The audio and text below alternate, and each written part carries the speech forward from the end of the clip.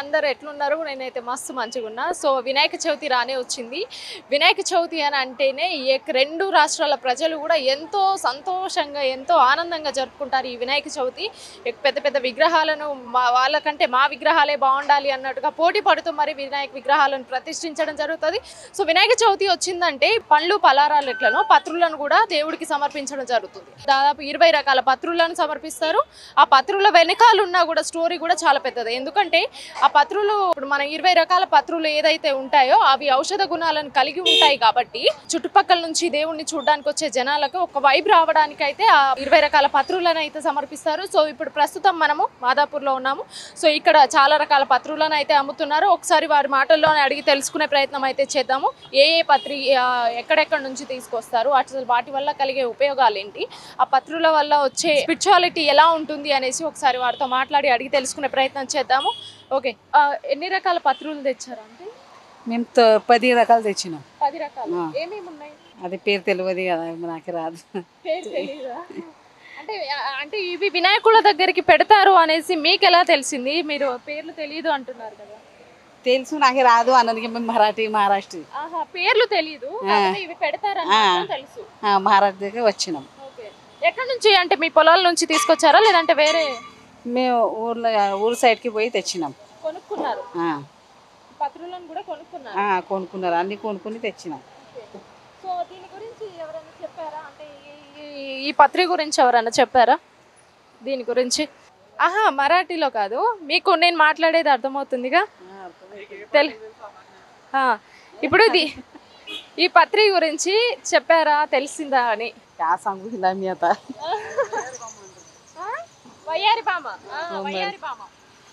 తెలుగులో నాకే రాదు, మరాఠీలో మేము చెప్తాం. మరాఠీలో.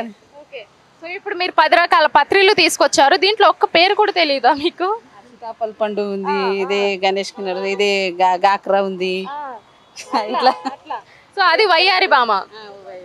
ఓకే, మీకు అమ్మేటోళ్ళు చెప్పారా ఇది వినాయకుల దగ్గర పెడతారు అని? మాకే తెలుసు అన్ని పెట్టాలని. ఇదే పేరు రాదు, తెలుగు అంతా రాదు నాకే, మరాఠీ వస్తుంది. లేదు, తీసుకున్న పోయి సంవత్సరం పెట్టినాం మేము. సో నేను చెప్పదలుచుకునేది ఏంటి అని అంటే 21 పత్రులలో ఈ వయ్యారి బామ అనేది ఒక పత్రి కాదు. ఇది అసలు వినాయకుల దగ్గరికి పెట్టరు. అండ్ ఇది ఎవరికి చాలా మందికి తెలియదు ఇది వినాయకుల దగ్గరికి పెట్టరు అనేసి. ఇది ఒక గడ్డి మొక్క. ఇది ఎంత విషపూరితమైనదని అంటే మనం దీనితో ఒక 10 నిమిషాలు ఇది చేతిలో పట్టుకుంటే స్కిన్ ర్యాషెస్, ఎలర్జీ అలాంటివి రావడం జరుగుతుంది. ఒక్కసారి అది స్ప్రెడ్ అయింది అనుకోండి, ఎకరాలు ఇదే మొలుస్తూ ఉంటుంది. ఎన్ని సంవత్సరాలైనా ఈ గడ్డి మొక్కను తీసేయడం అనేది జరగదు.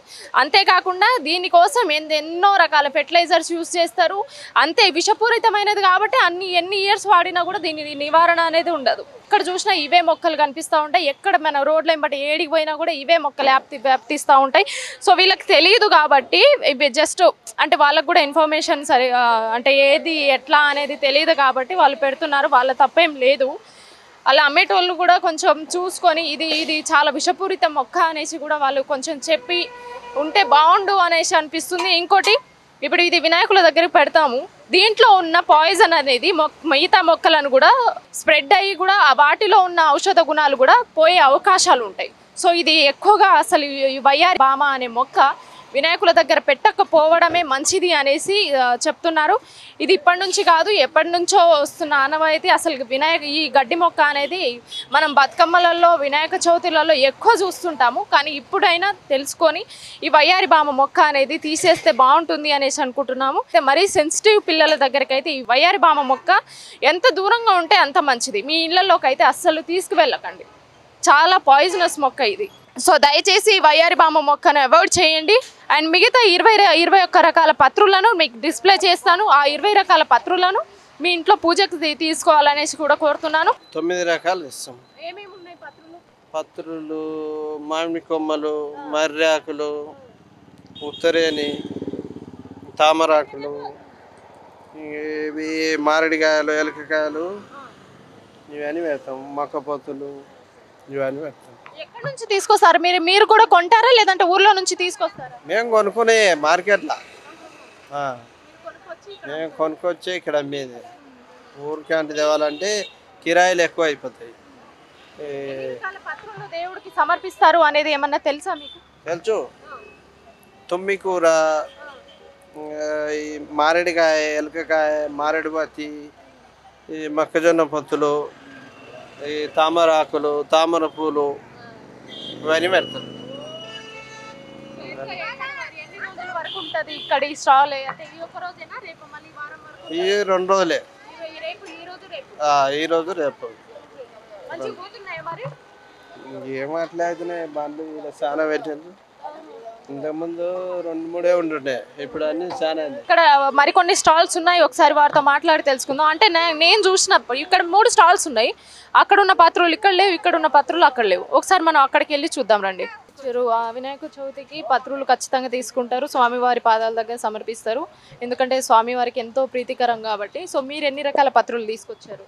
మేము తీసుకొచ్చి ఒక 6-7 రకాలు తీసుకొచ్చామండి. 7 రకాలు అనుకోండి. 7 రకాలు కూడా నారింజపత్రి, సీతాఫలం, జామకొమ్మ, మారేడు, నేరేడు, జిల్లేడు, ఇంకొకటి వచ్చేసి దాని పేరు ఉమ్మెత్తాకు, రాగాకు. ఓకే. సో ఎట్లా ఉంది అంటే బిజినెస్ ఎట్లా ఉంది?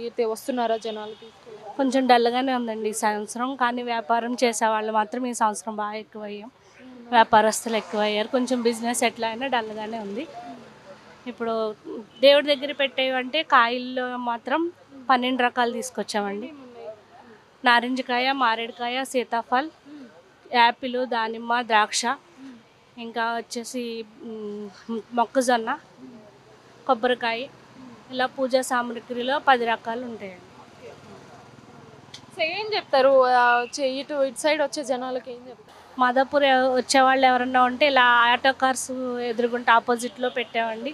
మేము చిన్న పేద స్థితి ఉన్న వాళ్ళవే. మేము కూడా మాలాంటి వాళ్ళని సపోర్ట్ చేయమని. మహబూబ్నగర్ కావాలి. ఇక్కడ మేము ఉండడానికి, ఇక్కడ పని చేసుకోవడానికి వచ్చాం. సో ఇవన్నీ మహబూబ్ నగర్ నుంచే తీసుకొచ్చారా? మీరు కూడా కొన్నారా? మేము ఇక్కడ దగ్గర గుట్ట ఉంటుంది, అక్కడ నుంచి తెంపుకొచ్చి అమ్ముకుంటాం. మేము మీరు తెంపుకొచ్చారు, కొనుక్కోలేదు? కొనుక్కున్నాం, కొన్నేమో తెంపుకొచ్చాం. దొరికినేమో తీసుకొచ్చారు. ఎన్ని రకాల పత్రులు ఉన్నాయి ఇక్కడ? ఇక్కడ చూస్తే 22 ఉంటాయి, 22, 23 అట్లా ఉంటాయి. పేరు నాకు తెలియదు, మా వాళ్ళకి తెలుస్తారు. నాకు తెలిసిన పేర్లు ఇది బాదం ఆకు అంటారు, బాదంకాయలు, జిల్లడి, గరక, అది దాని పేరు తెలియదు నాకు. మాడాకు, ఇది ఆందెమాకు, ఇంకా ఇది చిన్న మామూలుగా గడ్డి గరకలు, అవి అంతే. బంతిపూలు. ఇప్పుడు ఇక్కడ ఉన్న ఈ పత్రులలో వినాయకులకి అన్ని పత్రులు పెట్టొచ్చా? అంటే అందరు పెడుతురు కాబట్టి మేము పెడుతున్నాం మేడం. నాకు అవన్నీ తెలియదు. అందరు పెడుతురు కాబట్టి మేము పెడుతున్నాం. వయ్యారి బామ మొక్క గురించి తెలుసా మీకు అసలు? అంటే వయ్యారి బామ చెప్పారు, కావాలితే మేమైతే తీసుకురాలేదు. వాళ్ళు కొంతమంది మా వాళ్ళు తీసుకెళ్ళారు, పెట్టారు కూడా. మేమైతే పెడతలేము. మాకు ఎందుకంటే వయ్యారి బామ మాకు ఇష్టం ఉన్నది పెట్టాం మేము. ఇట్లా మంచిగా అమ్ముడు పోతున్నాయా మరి? బాగానే అమ్ముడు పోతున్నాయి. ఇవాళనే పెట్టినాం కదా, ఇంకా రేపు తెలుస్తుంది. ఇంకా రేపు అయితే తెలుస్తుంది. ఇంక పోతావో పోవో తెలియదు. పూలు తెచ్చాము, 2000 పూలు పెట్టి తెచ్చాం. ఇప్పుడు వరకు పూలు పోలేదు. ఇంకా మాకు లాస్ ఇప్పుడు కాడికైతే. వానలు తడిచిపోతున్నాయి, ఇంకా పిల్లల వరకు ఖరాబ్ అవుతాయి. కొంతమంది ఏమో పెడతారు, కొంతమంది అసలు పెట్టారు. ఇంకా దాని గురించి ఇంకా మనం ఏం చెప్పలేము. సో విన్నారు కదా అసలు వయ్యారి బామ మొక్క గురించి. ఇప్పుడు తనకి ఎంతో కొంత తెలుసు కాబట్టి అన్నకి తీసుకురాలేదు. ఆ మొక్క ఎంత డేంజర్ అనేది కూడా ఆయనకి తెలుసు కాబట్టి మాకు వద్దు అంటే వద్దు అనేసి అమ్మేటోళ్ళ దగ్గర ఎంత కన్విన్స్ చేసినా తీసుకురాలేదు. అండ్ ఇప్పుడు ఈ 21 పత్రులలో ఒకవేళ ఈ నిమజ్జనం రోజు ఇవి ఎండిపోయి ఉన్న ఈ పత్రులను ఏం చేస్తారు, కొంతమంది పెద్ద పెద్ద విగ్రహాల దగ్గర, ఖైరతాబాద్ విగ్రహాల దగ్గర, ఇలా పెద్ద పెద్ద విగ్రహాల దగ్గర ఎండిపోయిన ఆకులను ఒక నదిలోనో ఒక చెరువులోనే వేస్తారు. దాంట్లో ఉన్న బ్యాక్టీరియా అంతా ఆ ఔషధ గుణాల వల్ల కొలాప్స్ అయిపోతాయి. సో నీరు కూడా ప్యూరిఫై అవుతుంది అనేసి అది ఎప్పటి నుంచో వస్తున్న ఆచారం.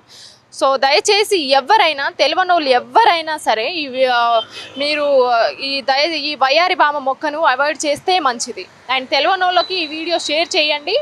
అండ్ ఇలాంటి మంచి మంచి అప్డేట్స్ కోసం మా పల్లవి టీవీని సబ్స్క్రైబ్ చేసుకోండి. కెమెరామెన్ కిరణ్తో జ్యోతి, పల్లవి టీవీ.